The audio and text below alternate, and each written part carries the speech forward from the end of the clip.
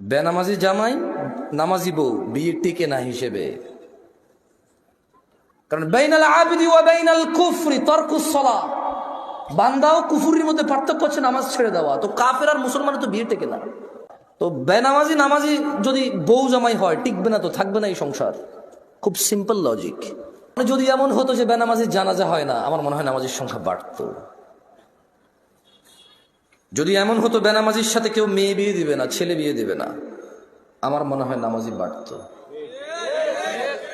যদি এমন হতো বেনামাজির সাক্ষী গ্রহণ করা হবে না, কি গ্রহণ করা হবে না, যদি এমন হতো যে বেনামাজি ছেলে তার নামাজি বাবার সম্পদের অধিকার পাবে না, তাইলে মনে হয় নামাজি বাড়তো। এগুলো আমি বলিনি, এগুলো মুহাম্মদ সাল্লাল্লাহু আলাইহি সাল্লাম বলছে। বেনামাজি বেওয়ারিশ থাকে, কারো ওয়ারাসাত পায় না। বেনামাজি কি পায় না? নামাজের ওয়ারাসাত পায় না, পৈতৃক সম্পত্তি পায় না। যে ছেলে নামাজ পড়ে না তার বাপের সে পৈতৃক সম্পত্তি পায় না, ইসলামে সে পায় না।